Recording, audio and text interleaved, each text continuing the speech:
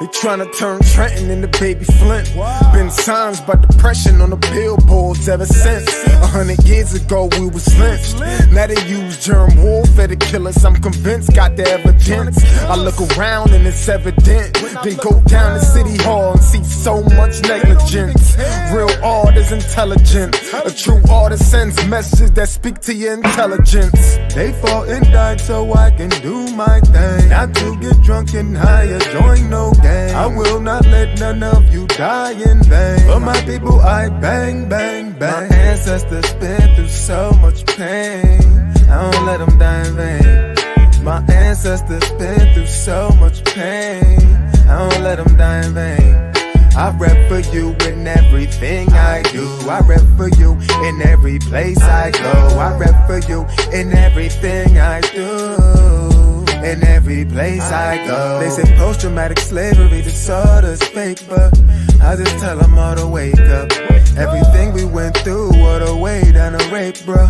Isn't our genetic makeup. So I am my ancestors from block to block. Let's build like it's Tetris. We must unite, link up like a necklace. They fought and died and we disrespected. So I come to correct it. The legacy they left I protected. We only think about self and neglected. You're African but yet you rejected. No. My ancestors been through so much pain.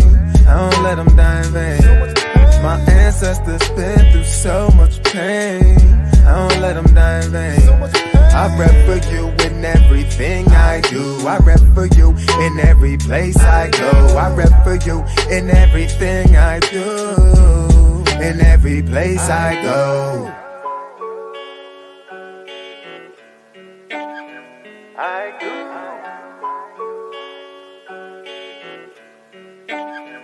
I go.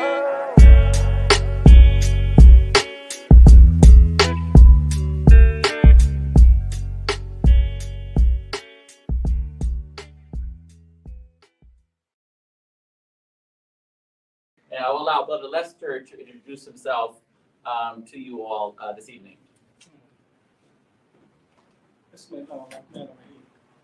My name is Lester Muhammad.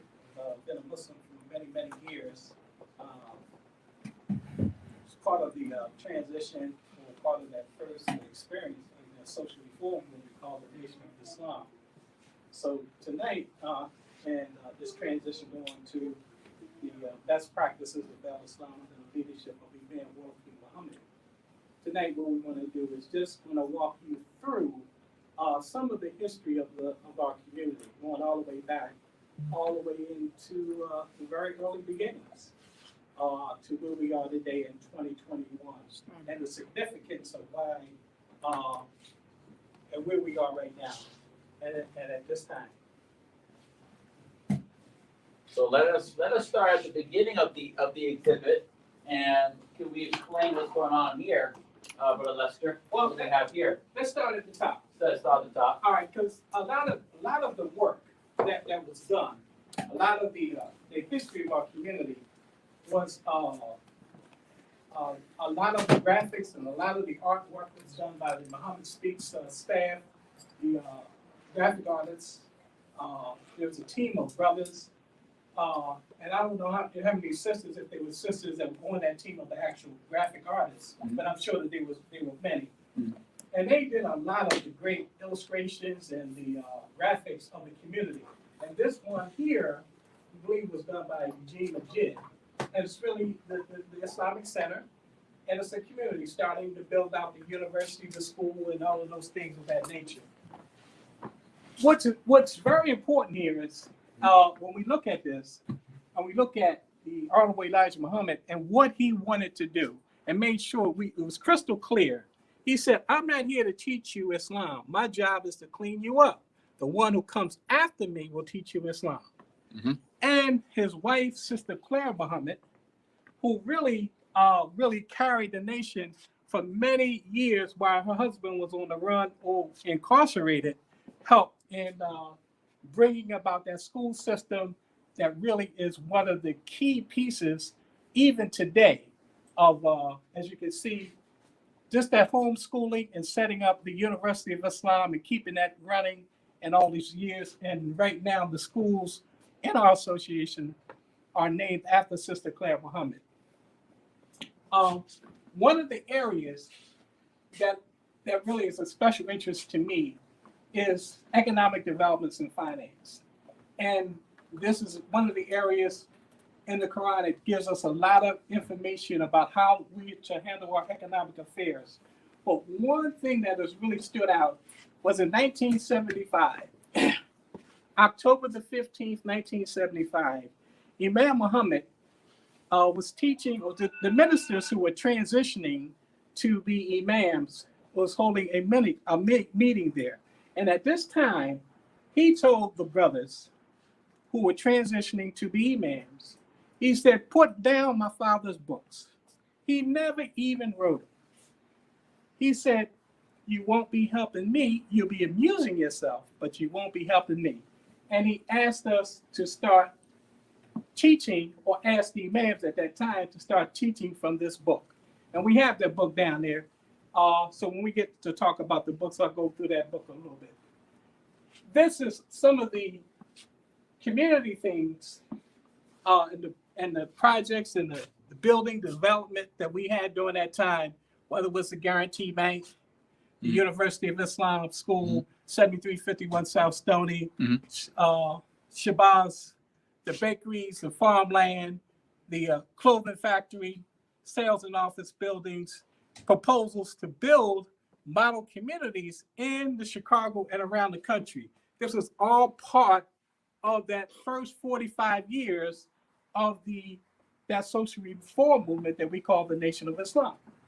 So as we transition from 75 into the best practices of Islam, and Imam Muhammad immediately moved the community in that direction. Through Allah's mercy and forgiveness, he allowed our community to transition to the best practices of Islam. And Imam Muhammad took the lead and he just kept on going. This is a picture of Imam Muhammad honoring the pioneers in our community. And this is at the National House. And this brother here is Brother Kareem Muhammad. And he was one of the pioneers way back in that time. This photograph here is of Imam Muhammad at 7351 South Stony. And I have a lot of people that says, well, I have never really seen the Imam in a jalabiyah. Not only wasn't this a jalabiyah that he had, but this was made in Chicago by a manufacturing company called Faiz Fashion. And the sister that owns this was Sister Karima Faiz. And she made this jalabiyah for Imam Muhammad. This photo here is a historical photo. This photo and the negative was really, there's a history to this that's unreal. This was found in the dumpster at the Muhammad Speaks plants when they was transitioning to the American pouch food. Myself and Brother Ahmed Shuaib was down there to pick up the paper nationals, and we just happened to discover a lot of the photographs, negatives, and a lot of the history, the photo history of the community in dumpsters. So we just gathered up some, and over the years, maybe about 10, 15 years later, I decided to have some of this, I have the original negative and everything of this photograph here. And so we had it, we had copies of it made, and I looked at it and I said, wow. And then I recognized a lot of these people on this photograph. And that first row, I don't know if you can get in closer, you have Minister James Shabazz or Sheikh Shabazz. This brother here is a First Officer Clarendon. This is a Supreme Captain Raymond Sharif. Many people didn't know, but Muhammad Ali was an FOI captain before he became the minister. And he's an FOI, this is in his captain's uniform. And this is Elijah Muhammad II. This is John Ali, and this is the first Officer Abraham Bacha in that photograph. And one night we were at the in Atlantic City. Muhammad Ali would come to Atlantic City from time to time, and we were at I'm not sure what fight it was, but I had this photograph with me, and I showed it to him. And I asked him, I said, do you recognize anybody in there? So he says to me, He looks at it. He said, "That's me. That's me." So I said, "Champ, did they ever show you this photograph?" He said, "No, he never saw it before." So he wanted to put it in his pocket. I said, "No, Champ, I need you to autograph it for me." So he autographed it for me. And then he pulled out a photograph of him, I think Sugar Ray Robinson and Joe Louis. That was part of that history there. And from time to time, when he would come to Atlantic City, I would help him. I would be assigned to help him. Imam Kyrie would ask me to help him whenever he was in the city and doing some of the things that he was doing. This self-explanatory sister making dua and El Fatwa, and this is all part of that. This photograph here, this photograph was actually it's black and white originally. A brother said that he actually had color put in this photograph. This was a black and white photo, from what I understand. We have identified all the brothers in this detail here with El Haji Malik Shabazz, except for this brother right here. So if you know him, we need to identify the lone soldier. We need to identify the lone soldier right here, man. That brother there. But this is Liad Amir. That's Minister James Shabazz. That's Captain Yusuf. That's El Haji Malik Shabazz. Gladstone. That's Maceo. One or two of these brothers is at a Buffalo, and I'm trying to think the other two. But we've identified everybody that was in that detail except for this brother right here. This here's a photograph of myself and Muhammad Ali. He was in Atlantic City, like I said, for one of the fights. But one of the biggest things that he used to do when he was traveling at that time, dawah. And a lot of the dawah work that he did during those years was basically signing pamphlets and then pamphlets like this and asking that question: is Jesus, peace and blessings all be upon thee, really God? Just helping the people, just bringing and doing the work that we have been charged to do, just to help people to, and part of, as we go forward, you'll see, as Imam Muhammad, when he came into office, in this image here, he says, "I was born for a mission." And his mission, to me, was to number things. Well, number one was to clear up the confusion that we had in our understanding of Islam. That's the first thing he did. So, and Allah blessed him and blessed our community and allowed our community to transition to the best practices of Islam. So through Allah's mercy and forgiveness, he allowed our community to transition from the misunderstandings that we had of Islam at that time. And it was a beautiful thing. And throughout. And one of the things that when you look at all of this, this history up here, you'll see most of it, a lot of it came from our newspapers, which was the Muhammad Speaks. It goes all the way back to the Final Call. And then I think there was an Islamic News. I'm trying to name them all. Bilalian News. You had Mr. Muhammad Speaks. Muhammad Speaks. Then you had the Bilalian News. Then you had the World Islamic News. The World Islamic News, yes. Right. And then you had, I think, the Muslim Journal. Eventually, yes. Right, Muslim Journal. Yeah. So, and this was one of the things here. This photograph. January 20th, January 20th, 1978. 1978. Imam Muhammad was at the White House along with other leaders. And at that time, he was there. And if I could read this caption here. It says Imam Wallace B. Muhammad greeted President Jimmy Carter in a recent historic meeting when a group of prominent Bilalians attended a White House conference on unemployment and urban problems. Is that where we are right now? Yes, sir. 2021? All right. So we were there at the table then, and we should be there at the table today. In fact, we should be leading the way. Yes. And in fact, when you go back and you listen to that historical address that Imam Muhammad gave, and think about this. The 4th of July, 1976, Imam Muhammad gave a historical address at 7351 South Stony on the need for leadership. I remember that. Yes. Now think about that. Now who does that?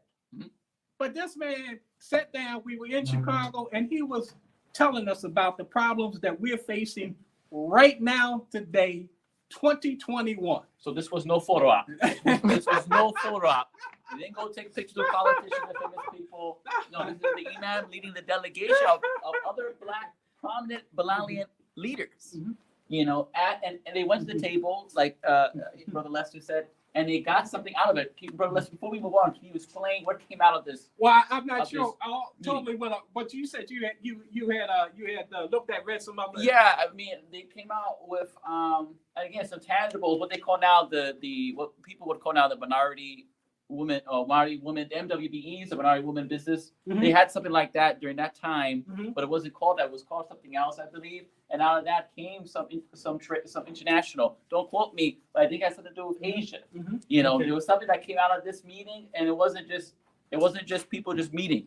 So we just want to be clear that the imam strategically met with dignitaries like Jimmy Carter and other dignitaries, other presidents, and other dignitaries across the world for what?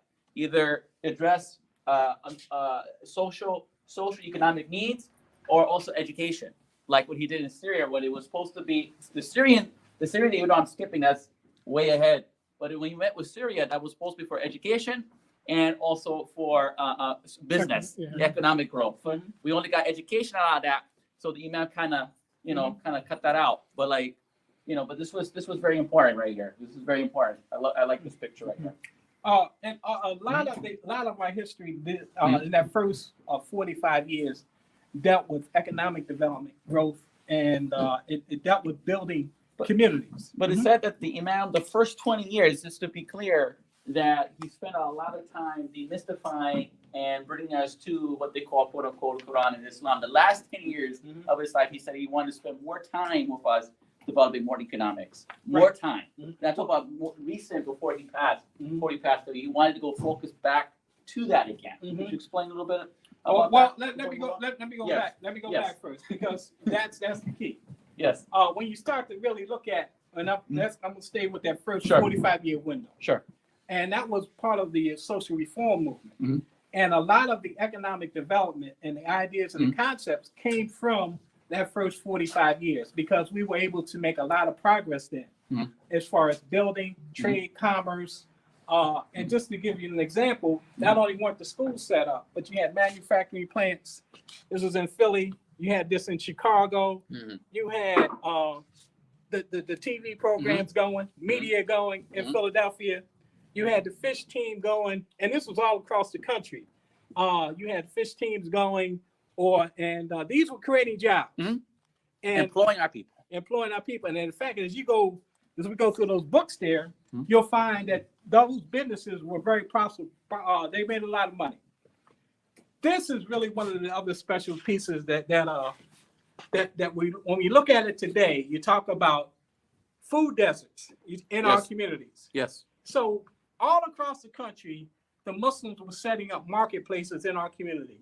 And this happened to be one in LA. We had one in Chicago, and then we had them all over the place. But this is what we need to get back to today, as far as helping to solve the food deserts and food insecurities in our community. And this was a full service market, produce, health food. You had the fish sausage, you had everything. Fish all sausage. that stuff. Fish sausage. Think about that. Think about that. So all of these things were available in that period of time. And that fish program, when you look at this fish program, that did a whole lot. And you told me it didn't start in Peru, though. Remember? That fish program, when you go back to it, actually, I think they started this in Japan. And not Ali could probably cover more of this, because he was saying he was the one that was really the point person for the Nation of Islam with the fish program. And but that fish program, we have a book here that has a lot of the receipts and a lot of the history of that and the statements from the activities of the fish program. It became so popular that the group Kool and the Gang made a song called "Why He Ain't Eating Fish." That's how popular it was, man. But there was so much in that first 45 years. And I just want to take just want to show you, these are the things that were happening during that time. during that first 45 years. You had the Salam restaurant. Mm. You had the different places. We were actually trying to purchase and build hospitals at that time. Where was this at? Do you know? This Chicago? basically this was This was actually, just a template. but this was actually they were trying to establish a hospital and on Lakeshore Drive over the South Shore Country Club, but we couldn't. That didn't go into. That didn't happen. But this building here sells. This was the clothing Temple No. 2 clothing store and office space on the second floor. A lot of this stuff, Shabazz Bakery. I worked. This was my first job in Chicago when I went out there, Chicago, to the Shabazz Bakery on 79th Street. Your supermarket, which was right there on 80 between like 83rd and 84th. And this is all in Chicago. This was in Chicago. This here is the sales and office building, 7801 South Cottage Grove. This building was actually built from the ground up and was paid for with cash. This is another thing, the Guarantee Bank, which is at 68th and Stony Island. Again, historical. This is something that we need to get back into in terms of setting up banking. And now we're talking about this again with the credit union. So hopefully this stuff will be coming as we move forward. 7351 South Stony. This is part of the school complex there, which is still standing. And we'll get into that as we talk about the Libyan loan. 40. This is the terminal. There were over 40 of these schools across America. Just want to highlight that because that's not how much we have left now. No. But just let people know, we have 40 of these educational institutions across America. And this is right at the school there. This is again Islamic University, and one of the vision of Imam, not only his father and the community at the time, was to build communities, model community cities and stuff like. This is the import store, I believe, and here. This is something very special. I need to hold on to this. I'm gonna share this with you a little later. But you had your transportation, your trucking. So you're talking now about. So we're talking now about what? What's it called? What is the term they use? Amazon. What is fulfillment centers? So we had pioneered the fulfillment centers basically. We had your airplanes, you had your trucks, you had your trailers, you had your processing plants, you had your farms. So they go to chickens. You had everything. And they go to 8 cartons that we've seen. That's right. That's right. So all of this stuff was there. So we were there. We had a newspaper plant, printing plant over at 26 and Federal. All of this stuff was there. All of this was all part of our history. And wait, pause right here. Muslim homes. Can you go over this? So we were providing housing to people as well.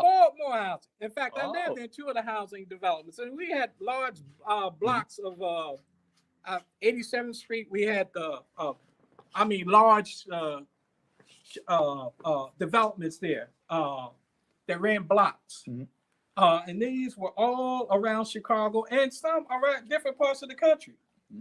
So you had houses and real estate and all of this. The Muslim farms, the farms were big.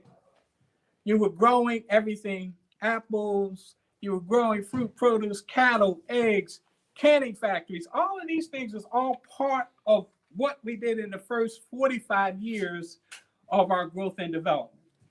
All of this needs to be done again. We need to rebuild the brand and we begin to start to do this again. And it can be done. In Michigan, it says, I just want to capture a little bit of this before we move on. It says in Michigan, they had 1,000 acres, which was utilized mostly in corn because of its highly nutrient value. And the complex maintained 2 great silos and a storage bin to house our crop. They said they hold 100,000 bushels each, and the farm also has 5 grain bins, which holds 20,000 bushels each. This feed is utilized in feeding our Michigan chickens in the 2-house egg factory, which we probably saw before, containing 40,000 chickens, beloved. 40,000 chickens, man. That's a lot of chickens. So so it's it's just so much that happened in that first. The Phoenix proposal. The Phoenix proposal, like I said, all across the country, we were talking about new homes constructed, new home construction developments all across the country. This was all part of that vision and all part of the mission in that first 45 years. A lot of this got done. A lot of this was still on the drawing board, but this was a vision that we had, and this was the direction that we were going in. So, and we were just moving. We were moving and growing at a great pace at that time. A couple of things that really stood out. Like I said, the fish program, we talked about that for a second. But in the fish program, so let's look at it. Let's look at it a little more deftly. So we talk about that fish program. We talk about what was going on during that time. And this was in November 15th, 1974.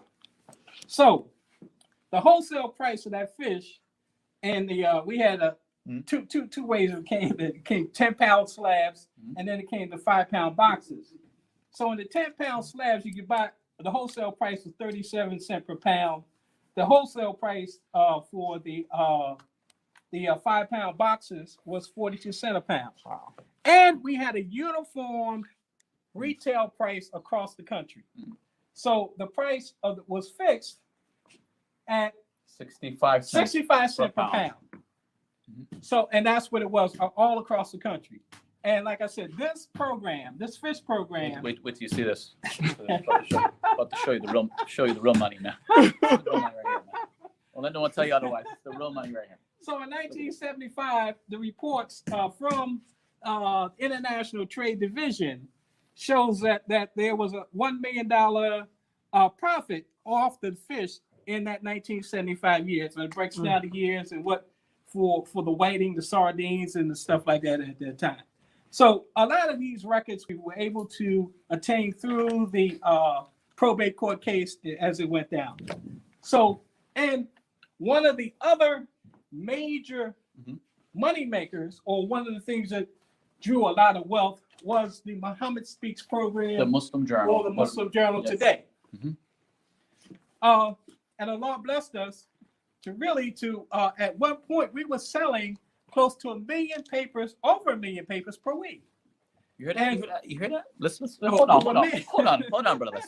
1 million papers per week, not per month, not per year, per week. We're going to see the breakdown by city in just a second.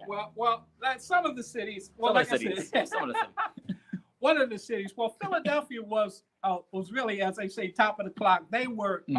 We had 4 cities, I think, that were really competing and really at that level of 100,000 papers per week. And they were Philadelphia, New York, I want to say New York, Chicago, and maybe LA. I'm not sure, but I think all 4 of those cities were really trying to keep in the competition to keep up to 100,000. Just so happened that when the Imam took office, the city that really kept pace all the way through 75 happened to be Philadelphia. And they were doing 100,000 papers as we went into Savior's Day, 1976. They were still clocking over 100,000. And what we have here is some of the brothers who used to sell 500 more papers per week. And this is that club of those brothers out of Philadelphia that say sold 500 club. 500 club, not the 400 club, the 500 club. But one of the other things is that we actually had brothers that was studying accounting and things like that in Philadelphia. And we had one brother, it was Brother Fred. Let me see, was it Brother Fred? Oh, is that the one that had the detailed? Is this the one where they had the detail minutes? Yes, Brother Fred. He has the detail. Fred. Yeah, he has the detail minutes. Brother Fred. I mean, detail audits, detailed accounting audits. Right. Detailed, and this is an actual report of the sales of that 100,000 papers in Philadelphia during one of those months, and he kept detailed records and graphs and things. This with the different squads and all the stuff that was going on at that time. Look at this percents breakdown, man. Beautiful accounting. This is bookkeeping. And this was one of the things that really kept and it employed a lot of people. The newspapers and the program itself employed a lot of people. One of the other things, we go back here, in Philadelphia, they had a team. These brothers was this was a fish team in Philadelphia, and with the trucks and the vans. And what happened is, when I talked with the captain in Philly, he said, if a brother did not have a job, We gave him a job. Mm-hmm. He was employed. He was, selling the fish, the pies, the juice, and the papers and the other things. And one of the other things that was really important, he said if they had a job, we wanted them to keep their job. Stay with your job. But if you didn't have a job, we was going to give you a job. Mm-hmm. So then we were providing jobs for people who did not have work at that time. And like I said, it was just so beautiful to see the things that were going on with the marketplace. So this employed a lot of people. The supermarket, the fish business employed a lot of people. And as we move along, this was the national flag, the new flag of the nation. When the Imam came in, before we had to start a crescent, and then he changed the flag and the history with that. And the Jubilee? And the Jubilee. The Atlanta Jubilee I can't see the date on that. Was that 76? 76? Yeah. September 3rd. September 3rd, Ain't that 1976. something? Wow. Okay. 1976. Okay. Mm-hmm. At that Jubilee, which was in Atlanta, I know we chartered planes to go down there. At that Jubilee, on the back of this paper, you'll see an image and a picture of the founder of the Nation of Islam, Professor Muhammad Abdullah, or the man that we call Farad Muhammad. Right. I think it's on the other side of that. But he was also there at that time. As Muhammad Abdullah. As Muhammad Abdullah at that time. Yeah.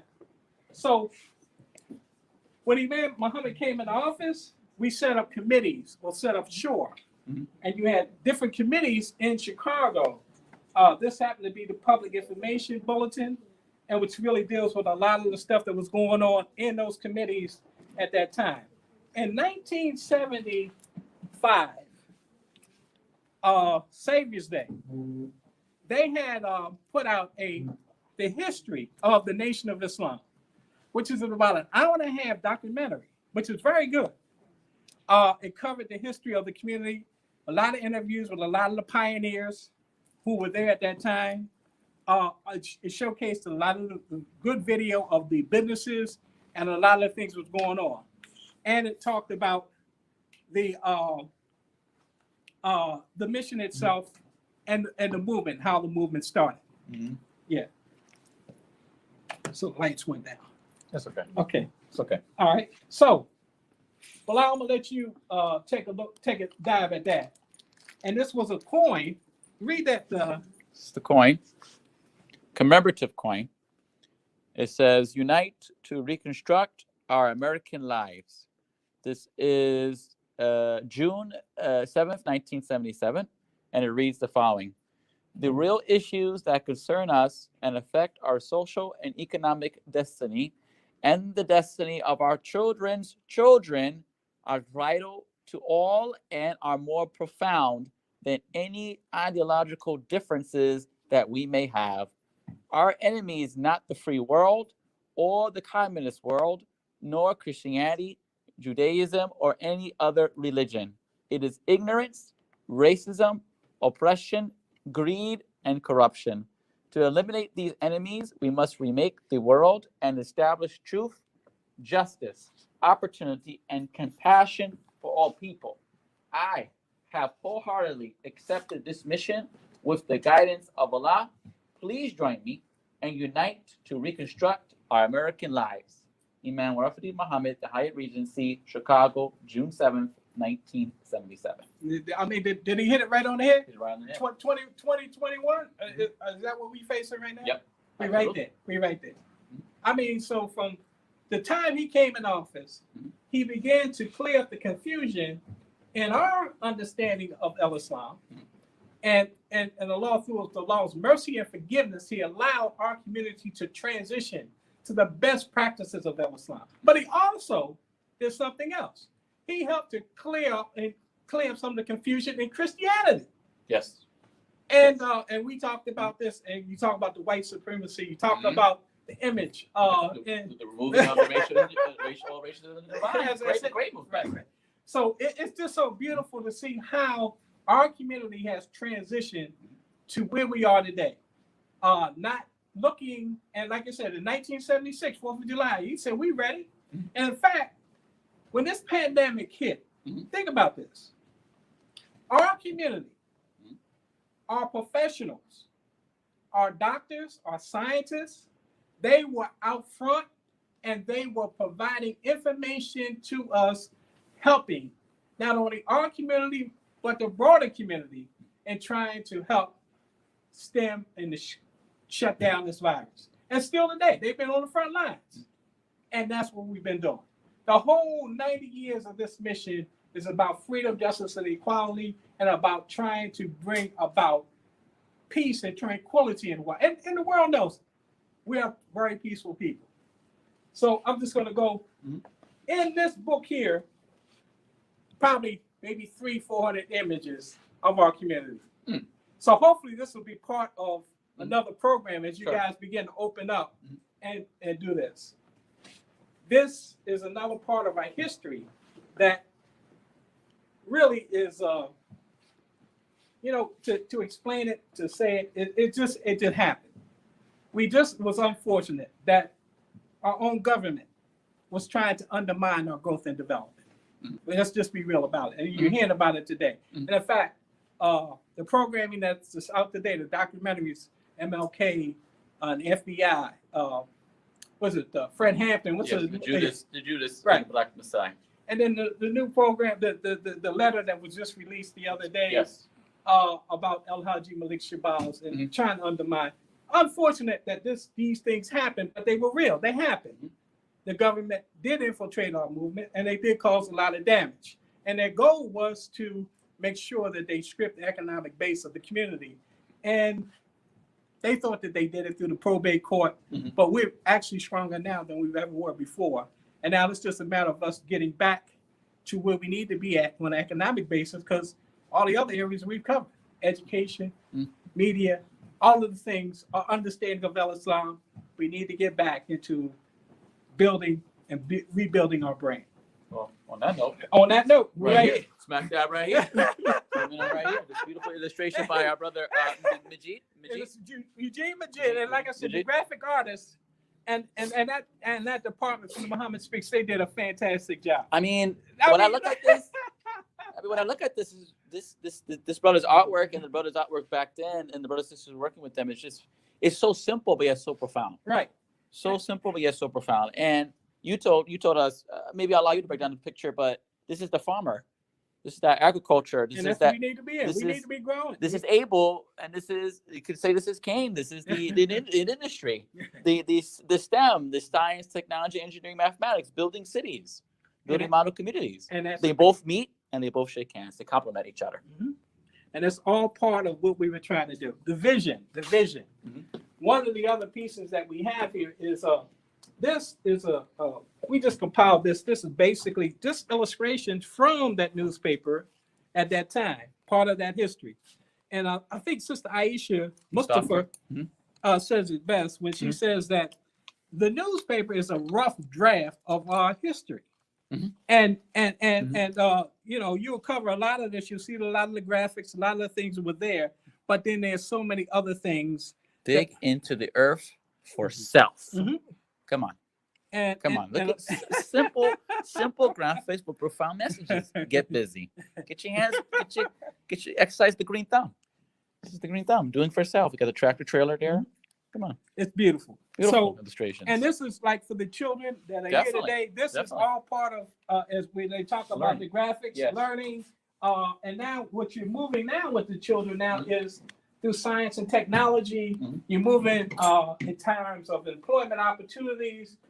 When you start to look up here, and we're just going to go up, it says re-educate the Negro so that he can qualify for his own future. Powerful.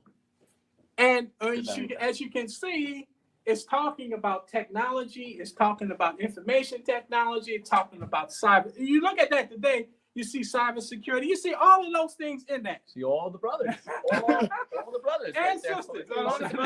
Now, we don't have sisters in there, but the sisters are there. She was there too. That's right. Right. So you're looking at all of this. And like I said, when you look at all of this, it's talking about trade, commerce, industry.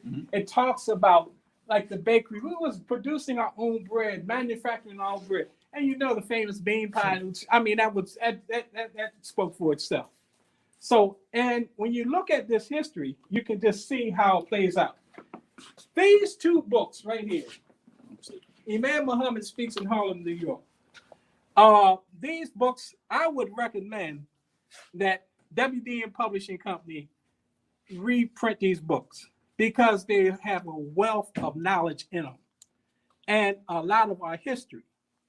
Imam Muhammad goes over a lot of that in these two books. This document right here, this was pulled from the Muhammad Speaks newspaper. And just to show you, this was the 1976 Savior's Day address. Imam Muhammad spoke about the state of the nation. And it's timely right now. Timely right now. But at that time, he talked about the fact that the community was, what he inherited was a community that was heavily in debt. And that's what he talked about. And we started the austerity program at that time. But this was all part of that history that Sister Aisha talks about. This paper published and produced a lot of these articles about the history of our community, which is a rough draft. Now, this is what we talked about before. Right. On the back end. The breakdown. Let's put it on the breakdown. Come on, bring it over. Let's see the breakdown, okay? Now, what year was that? This is February 27th. I think this is 1976. It's 1976, yeah. And still holding at 100,000 was Philadelphia. Philadelphia and New York, about 45,198.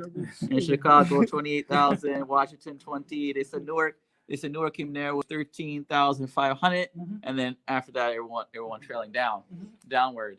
And Brother Lester, I want to go back to your point about this report. You said the Imam said that he inherited a community that was in debt. And was that because of what took place with the probate situation and all that? What happened with? No, actually, what happened was the fact that a lot of the resources that were coming into the community. One of the things, as he goes into this and this address, he talks about, when I went out to Chicago, we may have had close to 1,000 employees that was on the payroll. That was a whole lot of people. It's unsustainable. And Imam Muhammad wanted us to get back into the broader community, and which was a good thing. So we started the austerity program, and that took a lot of weight off. But you did have the pressure from the federal government and from the IRS, taxes, and all of those other things that were pressing. So so that was part of that. But he goes into just what was going on and how the community actually was taken advantage of. When we go back and we look at this, this is the Libyan loan. A great gift from our Libyan brothers. It was a loan for close to $3 million. But what happens here is this: and this loan was to purchase 7351 South Stony, which was a Greek Orthodox church with a school attached. So we got the loan from the Libyan government, which was an interest-free loan. And that's something that we needed, interest-free, free of interest. And you notice, so when this happened, although they thought that they may have had enough money to purchase 7351 South Stony, but those numbers went up. And Imam Muhammad will tell you that even in that State of the Nation address, how those numbers just went up for whatever reasons to purchase that property. And any properties and anything that we were trying to do, it was just costing a little bit more money to do what we normally would have been doing at that time. I don't know why people just try to take advantage of our community at that time. So that's all part of that. So that loan was forgiven. Well, and here's the thing. Or what? All right, and I think it's in this book here. Okay. That was a question I had. That was one of the questions that was answered in one of these books. I can't think of where it was at, but that Libyan loan was one that I often wondered, did we ever really repay that loan? And the answer is no. What happened was that Imam Muhammad said he went back over to Libya. And he told the Libyan government that the community was heavily in debt. And the Libyan government told him the loan is forgiven. It's going back to the Quran and Sunnah. talking about how we handle our finances and those ayahs in the Quran dealing with our economic situation. This book right here, we talked about this. 1975, October, and you have that audio clip. You should play that. We will. He said, listen, he said, put down my father's books. He never even wrote them. He said, you might be amusing yourself, but you won't be helping me. He said, teach from this book. And in this book, there's a whole section dealing with Islamic economics that we should be looking at even today. And these books, we would distribute these books all across the country. I know Chicago had them. I'm sure we shipped them out. And I've made sure, I'm sure we ship these books out all across the country through the Zakat propagation account. And so they're in your libraries, they're in your schools, they're in home libraries. Pick this book up again and read that section on Islamic economics. We were out front. And in fact, when you go back and you look at it, this loan here, which was an interest-free loan, the USA Today had an article a few years back. It said modern-day Islamic financing took root in Dubai in 1975. When was the date that check was cut? Check was cut on May 8th, 1972. Ain't that something? That was a gift from Allah subhanahu wa ta'ala to our community. Not only did we get that gift, but he gave us a man who told us what? He said, you're independent thinking Muslims. So that was just a couple of gifts that he gave us. Independent thought, also the fact that you're leading the way as far as Islamic economics. And that was all part of our history. So we need to pick up on this. This is something that we just can't just say, okay, we're going the way of the world. We have to look at this. One of the other things that Imam Muhammad talked about, I think this is it here. In 1977, February the 23rd, this is the transcript. I was with one of the Pioneer brothers. One day I was over his house, and he said, hold up. He went upstairs, and he got this document. And this document was when Imam Muhammad first resigned from the administrative duties of the World Community of Islam in the West. And in this document, he talks about setting up the committee, setting up shore. You already had the Council of Imams going at that time. But he also said he would like to thank the scholars for the great work that they've done. But he said it's time for us to make a contribution. So can we just answer the question for the audience who may not know as to why the Imam left the administrative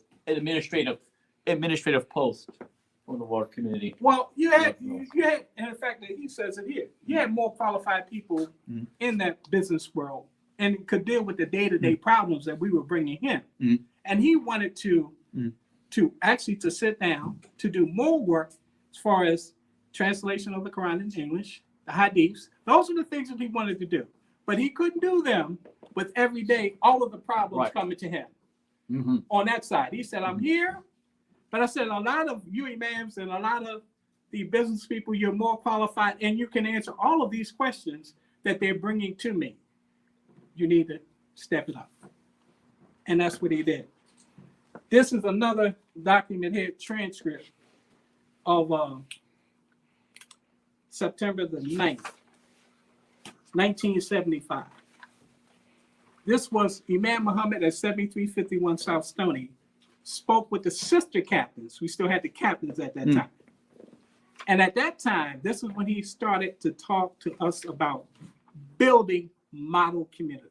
And he's talking to the sisters here. He's talking to the sisters. I'm telling you first. He said, I'm letting you know that the head of the community. And he went into detail as to what he was looking at and what he wanted to do and the vision that he had. And it was consistent all the way up until the last khutbah he gave on August the 31st, 2008. When you listen to that khutbah, and I was sitting there when I heard it, when I heard him say, and I'm just paraphrasing, he said we should look back at that model that was established in Medina, our Prophet Muhammad, peace and blessings be upon him. Look at that model, and let's not deviate and go back into darkness after we have been guided aright. When you go back and you get the whole thing is there. WD Publishing has that that right there. So we've grown. We're ready. We've been servicing the needs of the community. Our nonprofits have stepped up during this pandemic time, during this unsettling times. We are really moving, and we just need to be moving more, in my opinion, on growth, economic development, building communities, setting up model communities. We're going to walk on over a little bit more, and I think we're here now. Yeah. And let's go here. Okay, we're gonna go. Are we gonna go to the infamous letter? Actually, you want to do that? Let's walk on over to the infamous. On top of the trash. That's what let's put the trash here. The infamous letter. Put them in there. From J. Edgar Hoover, who was in charge of the Federal Bureau of Investigation, and this is how wicked the scheme was. This is wicked. Look at the language, and then we're gonna go to the Imam. This is how he addressed it. But first, let's read from Mr. Hoover. Although the Nation of Islam does not at present advocate violence by its members, the group does preach hatred of the white race and racial separatism. The membership of the NOI is organized and poses a real racial threat. The NOI is responsible for the largest black nationalist newspaper. That's what they call it. Muhammad Speaks, a black nationalist newspaper, which has been used by other black extremists, quote unquote. The NOI appears to be, look at this language, the NOI appears to be the personal fightum of Elijah Muhammad. When he dies, a power struggle can be expected, and the NOI could change direction. We should be prepared for this eventuality. We should plan how to change the philosophy of the NOI to one of strictly religious and self-improvement orientation, deleting the race hatred and separate nationhood aspects. In this connection, Chicago should consider what counterintelligence action might be needed now or at the time of Elijah Muhammad's death to bring about such a change in the NOI philosophy. Important considerations should include the identity, the strengths, the weaknesses of any contenders for NOI leadership. This is how they do you. Fragment you. What are the positions of our top-level informants in regards to leadership, and how could potential leaders be turned or neutralized? The alternative to changing the philosophy of the NOI is the destruction of the organization. This might be accomplished through what? Generating factionalism. Factions among the contenders for Elijah Muhammad's leadership, or through legal action in probate court, which they did on his death. Chicago should consider the question of how to generate the factionalism necessary to destroy the NOI by splitting into several groups. Here comes the Imam. This is the Imam's quote addressing this. I believe that the intelligence department infiltrated the movement with persons that would demoralize and contribute to the lowering of the moral life of staff members, of lieutenants, of captains, of ministers, so that the moral life would be weakened first. Because you have to weaken the moral life of people before you can get them to do the wrong things. And I believe, whether it can be proven or not, that they themselves are responsible for a lot of that moral deterioration that came into the Nation of Islam during the late 60s and the early 70s. They are also responsible for the crime that was committed by the Muslims, and I believe that was part of their program, to just weaken the organization and create an image of us that would justify their program to really unestablish African Americans who were doing something to establish themselves financially and to get some dignity as poor people. Moving right along. Well, you said a whole lot there, Bilal. This was one of the early publications, the messengers of the magazine. But in this, and this is very delicate, but I want you just to take a look at some of the images that were in here. Really, it talks about really a lot about trade and commerce, business, manufacturing, the business of the tailoring. I mean, it was just really part of the early part of what we were involved in.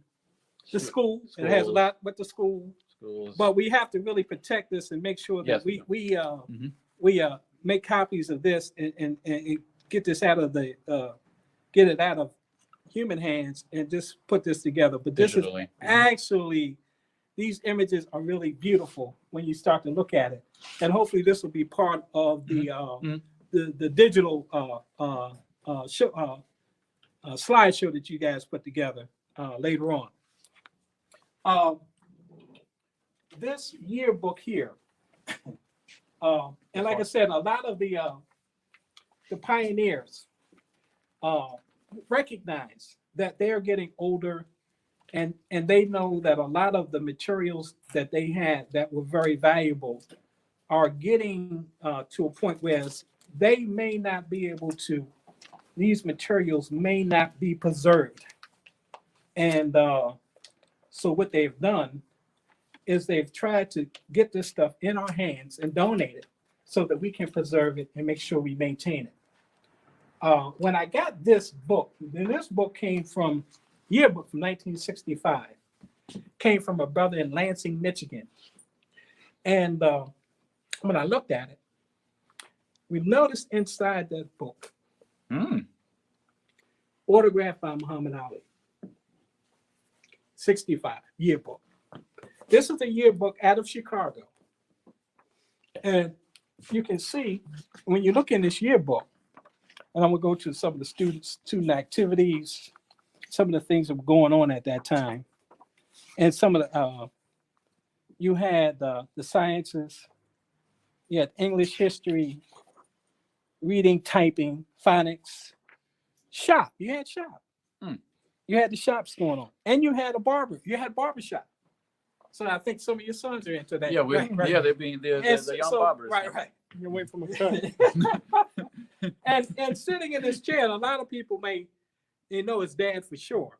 But this is Alan Omar from Omar the Now.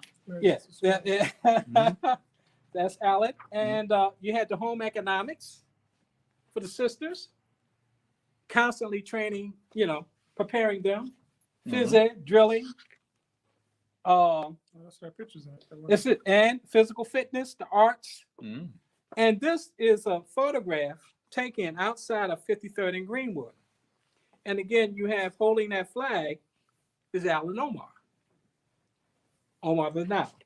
And the other brothers, Alvin, Douglas, Lawrence, and Johnny Lee. And you had the arts. Look at that. Nice.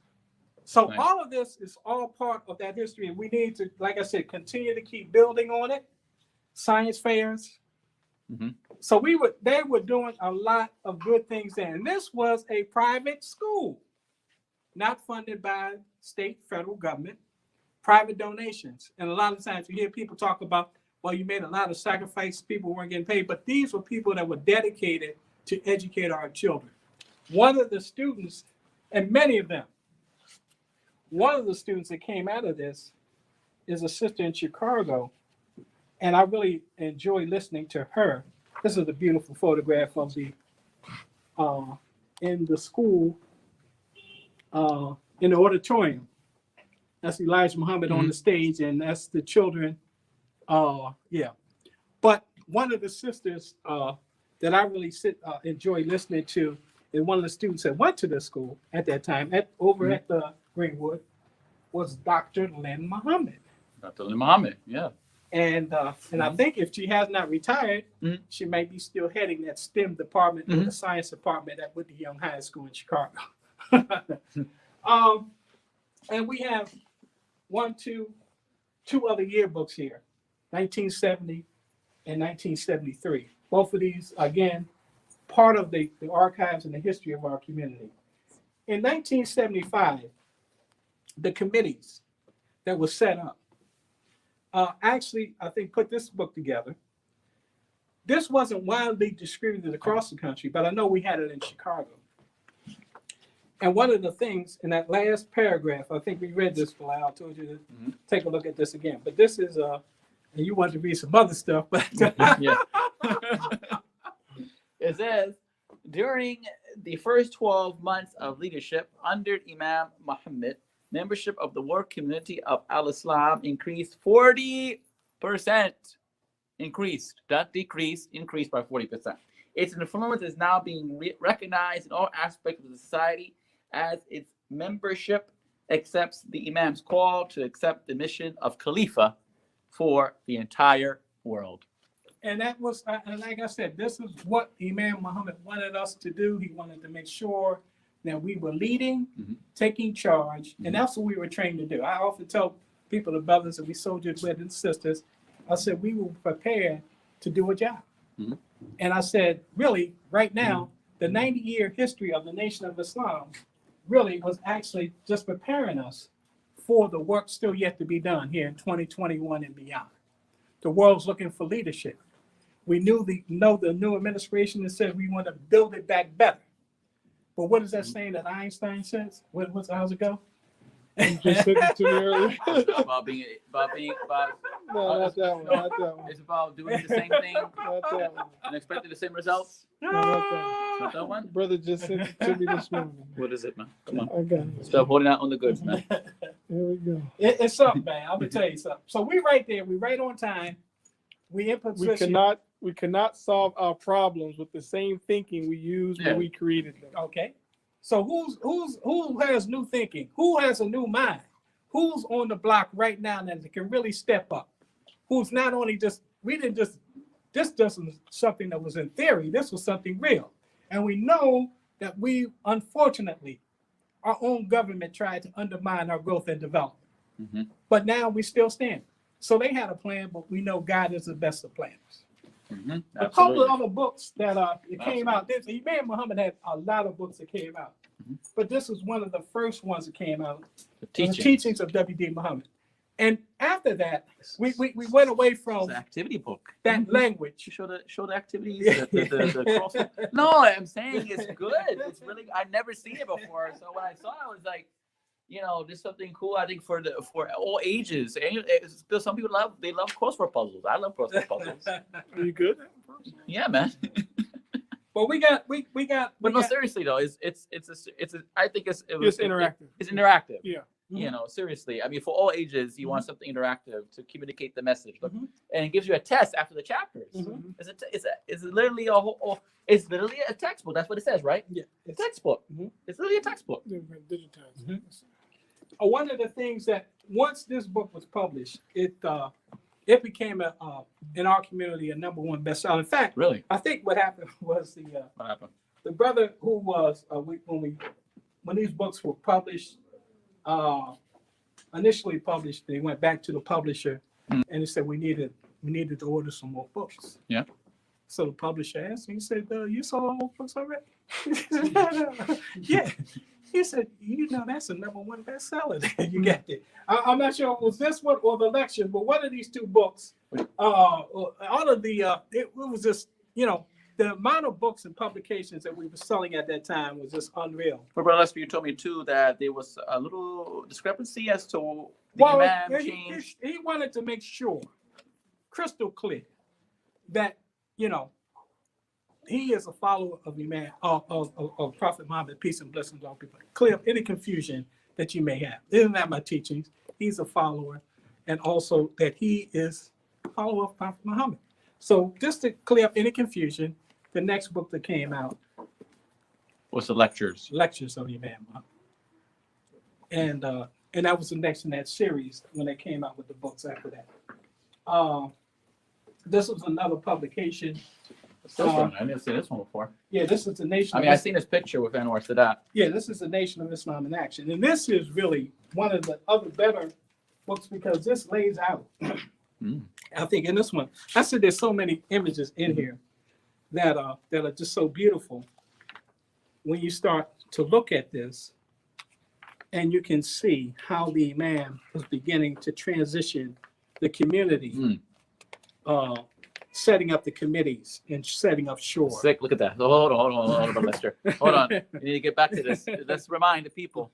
We had the sick committee. Purpose: to visit the sick believers, assure their proper care. Accident and mishap committee. That's the purpose, is to provide emergency help and relief in case of personal disasters such as fire, accident, death, etc. The ways and means committee. Purpose: to establish a think tank or a brain trust for the mosque to develop a planned programs for the benefit of all the believers, to serve as a channel for identifying resources for the implementation of any other committee projects. The fourth one, the child interest committee. The purpose is to ensure proper care and protection for the children of the mosque, both locally and nationally. The fairness committee, to investigate complaints of injustices among the believers. Public information committee, to gather news from all facets of the Bilalian Black community and the wider community, which may be of interest to the mosque body, to distribute information regarding available resources and assistance from other mosque committees. 7, Creations Committee, to review creative ideas and projects made by believers, recipes, artworks, and inventions. And lastly, the censor board for cultural development. The Nation of Islam must step forward in a leadership role to define the alternative culture and to censor the present culture. This committee is of extreme importance to all American people because it would monitor the Western culture in a way that no one else can do but us. And that's something. And so when the committees were set up, and like I said, we set it up, says if you fail to plan, you plan to fail. You plan to fail. And you can go through this book, and this is another good piece. Not too many people seen it outside of Chicago. I don't know if it went too far out Chicago, but it was part of, and like into the community service piece, all of the things that we into the arts. It was just something, a lot of what we did during that time. Imam Muhammad with the children, a lot of people that you may know here. I'm just going through this at the Salam Restaurant Cultural Center. All of this, some of the entertainers that performed at the Salam Restaurant, prison reform, out front, Sister Khalila Ali. Women, our sisters, our beloved sisters. I mean, this book here alone is just full of our history, full of what was going on, the fish program. There's so much. And this is at dinner again with the Imam serving the Pioneer Brothers at that time. So it's just so much that over the years that this community has, and the contribution that we've made. But really, we're about ready to make a whole bunch of new history. The first 90 years, it was just really, in my opinion, just preparing us for the work still yet to be done. So we're moving forward. Hopefully this year, as we set up the cooperatives, open up our credit unions, and start to rebuild our brand as far as moving forward in our community. And this about wraps up Brother Lester's beautiful Bilalian Night at the Museum Part 1. We have about to transition over to more specific contribution or to be continued, a more specific contribution to the Nation of Islam in New York or in Central PA, which will be tomorrow, God willing. You know, so we'll have a more specific to this geographical region that we're in right now. We want to thank Brother Lester for again setting up this very beautiful exhibit. It's very much detailed. It's very much appreciated. Obviously, you have much more that you probably could have shared. And ideally, our history is so rich that if we can't condense it into an hour. We went an hour. This took us an hour to walk through this. Well, are you serious? It took us an hour and 12 minutes. It took us an hour and 12 minutes to walk through this. Man. So just imagine, all the details, the finer details that we didn't cover. In the like you said, those 90 years. There's so much more. And like I said, we're just beginning. This community is just really beginning. And really, it's about the youth. It's about the young people now. And what we're trying to do now is just to give this history, make sure it's preserved, make sure it's not lost, make sure it's not, we're telling our story. And I think all of this stuff that you see here is actually for the generations and the future researchers and people who want to take this history. And actually, you have a case study here. Yes. You have a case study Yes. of how to really do this thing right. You have both our strengths and our weaknesses. You've seen them all. You can go through our history with the economic development, setting up the national initiatives that we've had. You can see we've had some success, some failures. We've seen a whole lot, but we are ready to serve as we've been doing for the 90 years we've been here, fighting for freedom, justice, and equality. One other thing I want to show you before. This was the bonus piece. Wow. Oh, this is a bonus piece. This is a bonus piece. Yeah, take a seat on this one. Take a seat on that one. Bonus piece for Lester. I'm gonna let you take this, Bilal. Okay. Now, this is a letter that this was even before I was born. Oh, don't bust. This was September 19th, 1952. Whoa, this is from And Elijah? this was a letter from Elijah Muhammad to Sister Fern. Sister Fern was the principal of the school in Detroit. Now I'm gonna let you take it from there, Bilal. This is the original letter. Okay. And Be gentle, man. be gentle with What's this. that oil on your grease? You don't want no oil on that. Got We that wanna shea check- butter. You have some shea Put on butter. that shea butter. Give me that shea butter. You get the gloves for the brother. Let me put it back in the jacket. You put it back in the jacket. Oh, man, It's dry, man. I don't know. I can't. You're sparkling and everything, man. It's dry, man. Oh, Brother is shining. But this is some of the stuff that we went through during Also, that point out that the distinction in. we'll go over Yeah, that okay. too. Go ahead, but I'll let you read that letter. This letter is from. Supreme wisdom. I can start from the top. I can. Supreme wisdom. Oh, Come sorry. on, man. Okay, the Supreme Wisdom. Do I have to read all the whole No, thing? just Okay. Supreme Wisdom. Miss Fern X. Okay, 222 32 Gladstone Avenue, Detroit 6, Michigan. Assalamu alaikum. In the name of Allah, the Beneficent, the Most Merciful, all praise is due to Allah forever, the Lord of all the worlds. Dearest Sister Fern, just a few lines to let you hear from me concerning the few questions and your answer to the devils. Now, dear sister, your answers were very good. But remember, you must have teachers that is capable as well as yourself. Now, they were right when they said that they too have a job to do. When they turn children over to another school or teachers, they must know the qualification of the other, the different grades and courses that the school teaches.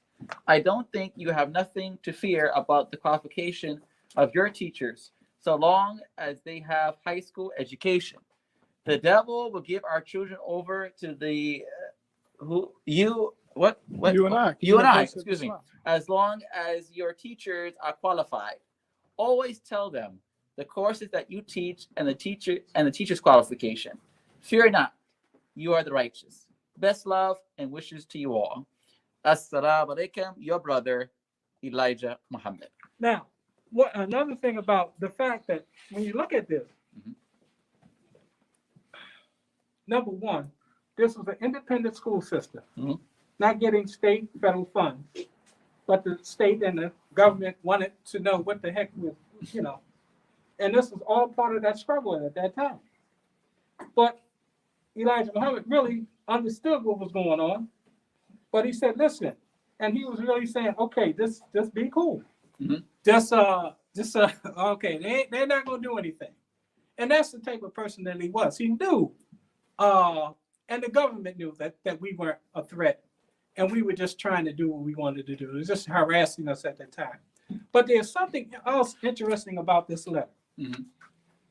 Look at how he writes out his name in this letter. Oh, This is spelled, Elijah Muhammad spelled his name, by the way, Mohammed. No. M-O, right? Yeah. There's no M-U-H. M-O. M-O. Now let's go back. Now let's look at this letter. This was in September? September 18th, 1952. Let's go over and see. Yeah, let's look at this letter that when he authorized John Ali to go pick up that check from the Libyan loan. This is 72. 72. So 20 years later. He changed it to M-U-H-A-M-M-A-D? That's it. But is it no? I thought on his license. Yeah, it was that one. But the man was saying that the correct pronunciation. Yeah. M-O-H-A-M-M-E-D, right? Okay. So this was a little extra bonus piece it was in. And Sister Fern was Sister Tahita Mahmoud. I met her in Chicago in 1975, working on the secretarial staff at 7351 South Stony. And just to say, that sister, along with others like Sister Marjorie Hussein, Sister Patricia Alameen, you had Sister Beatrice Holliday, you had so many beautiful sisters that would just share history with me about the community.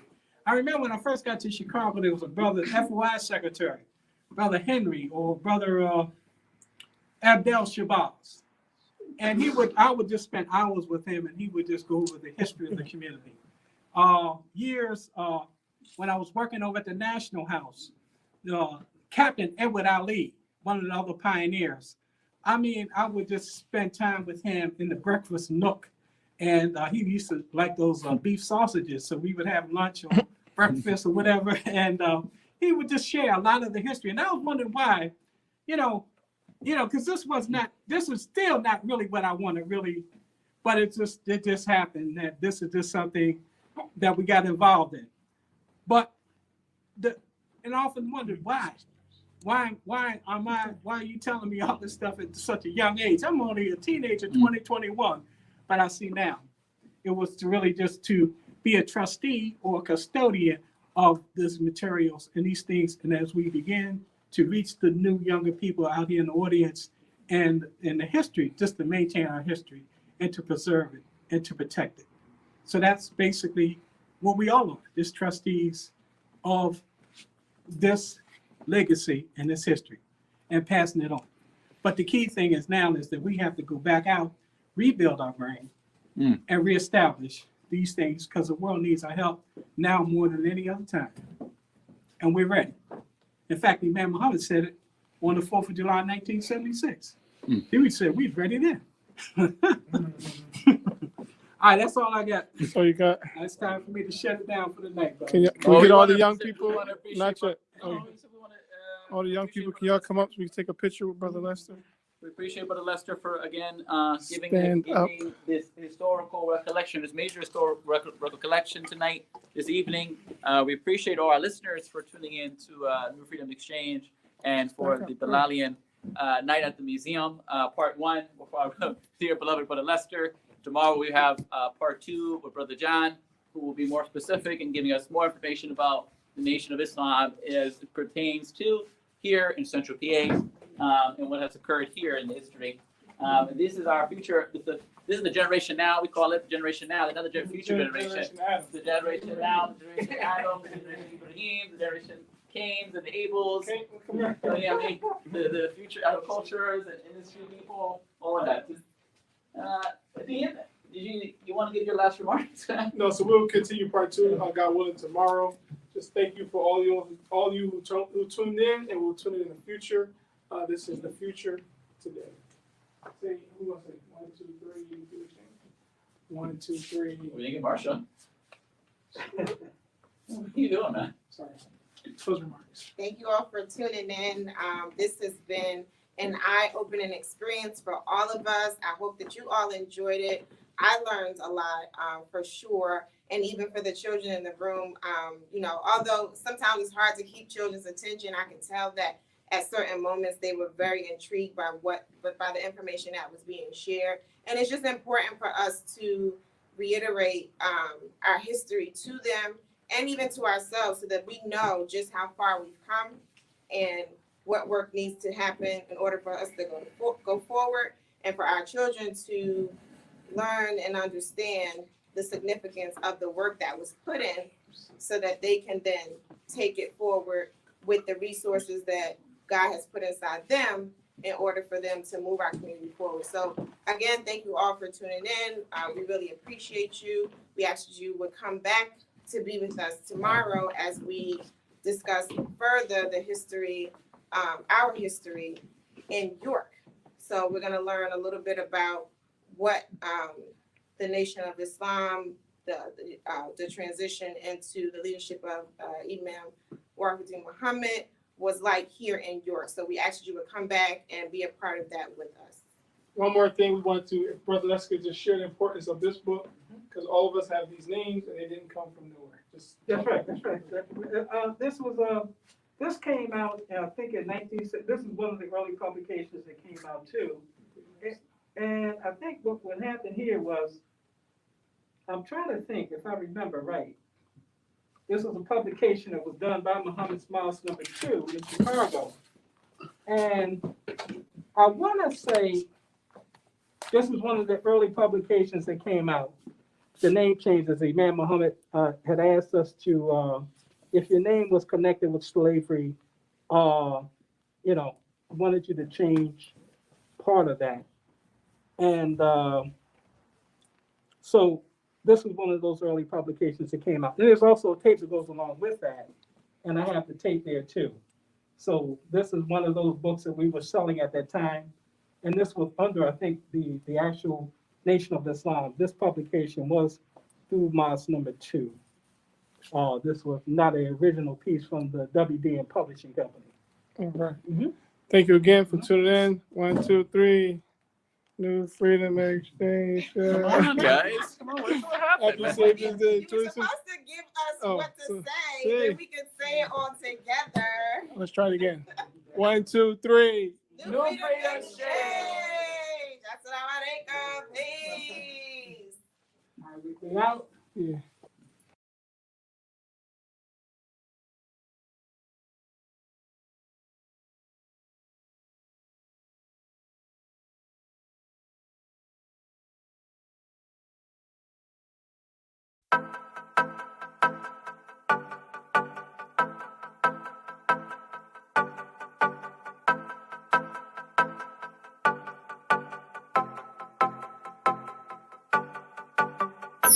They ask me about religion, why? They ask me about my race and my tribe.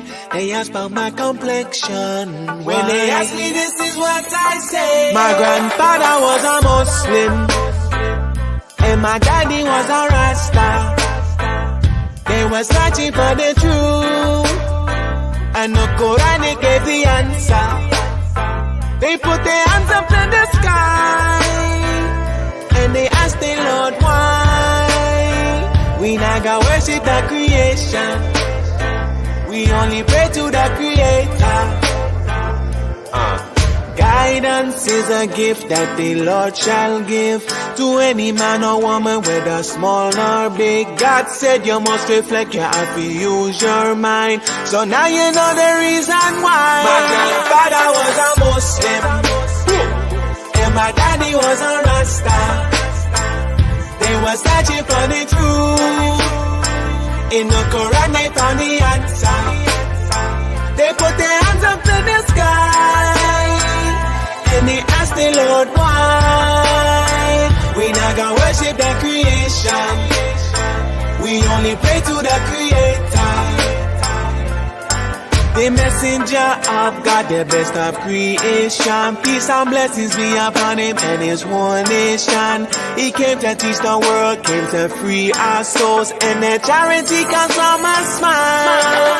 So when you see me on the road, give me a smile. I say salam alaikum to my brothers, why? Cause it's peace for you and it's peace for me. Peace from my granddaddy. My grandfather was a Muslim. My daddy was a Rasta. My daddy was a Rasta. They were searching for the truth. Yeah. In the Quran they found the answer. They put their hands up to the sky. And they asked the Lord why. We not gonna worship the creation, we not gonna worship We only pray to the Creator. We only pray to the Creator. My grandfather was a Muslim. And my daddy was a Rasta. They were searching for the truth. In the Quran they found the answer. They found what they were looking for. They put their hands up in the sky. And they asked the Lord why. We gotta worship the creation. We only pray to the Creator. We only pray to the Creator.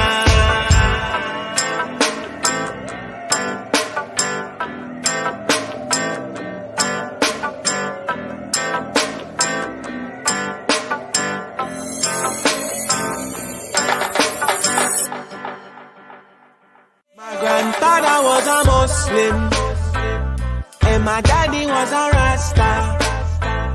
They were searching for the truth, and the Quran gave the answer. They put their hands